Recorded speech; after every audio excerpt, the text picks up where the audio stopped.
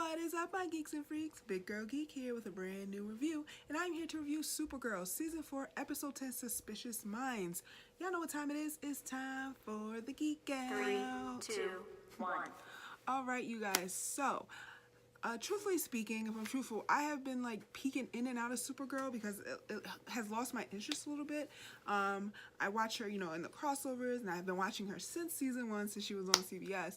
But lately, I don't know, it's been just losing me a little bit, but I decided to come back in it full force and give it a second chance, and I liked this episode. I didn't mind it. It seemed cool. It was alright. It wasn't as bad as like some of the episodes from the first half with Agent Liberty. I really wasn't feeling that. I don't know, what do you guys think of the season so far? Please let me know in the comments, as always. So and of course, you guys know I keep my notes. So the first thing that happened was we saw the second Supergirl, the Supergirl clone. Is it Galatea? Is it, just because they did like a bizarro version of Supergirl before. So I'm thinking, and like I said, I've been in and out. So if I'm wrong, and I'm literally asking because I have missed an episode here or there. So I don't know if they've already explained who that clone is. We saw her being tested and training, and she stopped a drone and a tank and all that. And then that was it. We didn't see that anymore. And then we get some information about Lena and Kara are exercising, and they then get into relationship advice, and we're obviously Lena and James were having an issue because she lied about helping him get off his case. And I'm not feeling Lena and James. Am I the only one? I am still holding out for a slither of hope for James and Kara. I know. But I love that in season 1. Like, season 1, she chased him the entire season. The entire season, she chased that man. She broke him up with his girlfriend, Lois Lane's sister. And she finally got him, and then we moved to the CW, and they were like, nah, we're nixing that because we're gonna do Monel. And it's like, but damn, yo, I really like James and Kara. What do you think? Who do you prefer him with, Lena or Kara? Let me know in the comments. Let's see. The name McAllister sounds familiar. Is that, where do I know that name from? Please let me know in the comments. Sorry, my computer. Please let me know where I know the name McAllister from, because that's super familiar to me and I can't remember. And the whole other story of they are still trying to figure out who Supergirl is. What's her secret identity? Who is she really? That was the whole driving force with this new colonel that is taking over the DEO. Now, correct me if I'm wrong, if I'm mistaken. I thought more people knew who she was, because I'm pretty sure I remember some scenes, maybe I'm wrong, of Kara dressed as Kara, like in her journalism outfit and glasses, walking around DEO, and everyone knew who she was. Right? I don't know, maybe I'm losing my mind, but I could have sworn that. But apparently only a handful really knew the truth, or really know the truth. And of course, Alex. So I don't know, I just thought everybody knew.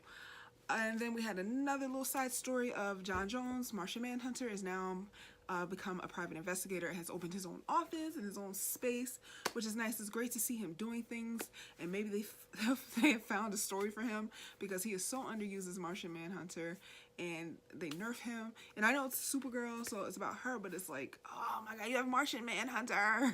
Like, use him. Even for the crossovers, he shows up for like a second. And I don't know, I heard a rumor or read something that's very expensive to CGI him and do all that. And I'm like, come on, man. That can't be the excuse, man. That can't be an excuse. Then why even bring him on? He is so powerful, and he gets paid dust. And I don't know. Hopefully they got a storyline picked out for him. And then we saw, again, James and Lena having a conversation. They made up. Yay. They made up, and she told him that she found some type of... she accidentally made some type of serum or something that would give regular humans superpowers. And I'm like, you telling James? You didn't think James was gonna be okay with this? Whose #1 mission in the world is to be a superhero? That's all that man wants. He's gonna be he's either gonna take the serum behind her back, or he's gonna volunteer to be a test subject, and he's gonna get some weird ass powers. We already know. I don't know if they're gonna switch up which superhero he is now, because he is Guardian, and he's now gonna become, I don't know, someone else. So we'll see about that. And then they had a quick scene where they had to go rescue a doctor, Dr. Tan, who was my boy, Russell Wong. I love seeing Russell Wong. Anytime he pops up on a show, I'm happy. He's great. I was hoping that maybe because he was playing some type of military person that he would fight these aliens and maybe get a chance to use some of his taekwondo, but we didn't get that. But that's all right. Let's see. Brainiac likes Naya, and they had some weird, awkward date where he mentioned Super Friends, which I thought was a little nice little reference to Super Friends, but that was an awkward ass date. She thought it was a date, he thought it was a meeting, and he's trying to push her into becoming the superhero dreamer that we all know that she's going to be. I'm like, did they even eat on that date? It's like it cut to them and he was like, here's a binder. I don't even think they got to appetizers and she got played. Let's see what else I wanted to mention. The chick that was talking all the smack when Alex had her meeting in the locker room, like, you know, we're the only ones that know who Supergirl really is, and the main girl was like, that had the most lines, I call her the main girl, she had the most lines, was like, we're here, we're gonna use our training, if that doesn't work, we're holding it down, we're never gonna tell. And she was the first one to break. She was the first one to tell the secret to the colonel. That was whack. And I figured once the colonel knew she was either gonna die by these aliens, or they were gonna ask John to erase her mind, which they end up doing. John erased her minds, and I don't know if this is gonna be changing him, if they're going to go the story towards what we're kind of seeing on Young Justice with Magan, and how, you know, once she gets in there and she kind of loses control and she starts going nuts in people's minds, it starts changing Martians. So we'll see if that is gonna somehow play into later into the season with John and his story. Which brings me to the ending of the episode. I'm a little sad. It's really sad. They have decided that because the colonel has brought in some other type of alien that's like called a truth teller, you can't hide from him. That alien's whole powers is they are going to get the truth out of you once they latch on to you.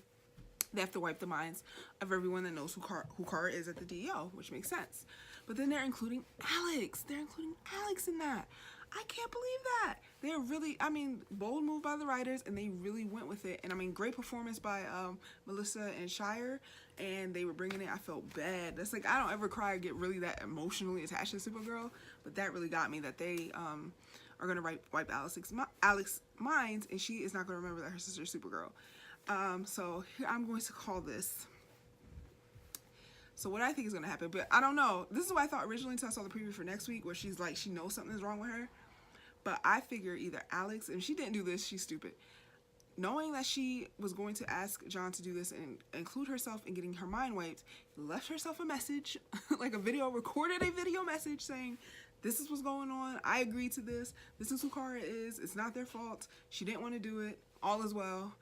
I think that's what's going to happen. She's going to record a message, and she's going to, when she remembers or finds out, so she's not like so upset with Kara and we have this unnecessary drama, she recorded a video message. What do you guys think about that? Let me know in the comments. So, all right, that's all I had, all the talking points I have for this episode. So overall, what do I think of the episode? Like I said in the beginning, I liked it. It was one of the better episodes from Supergirl that this season that I have seen so far. I give the episode a B. What about you? What do you guys think? Let me know in the comments. And until next week, that's all I have for you guys. I'm out of here. Big girl geek out. Peace. Hey, where are you going? You just watched a cool video. Subscribe.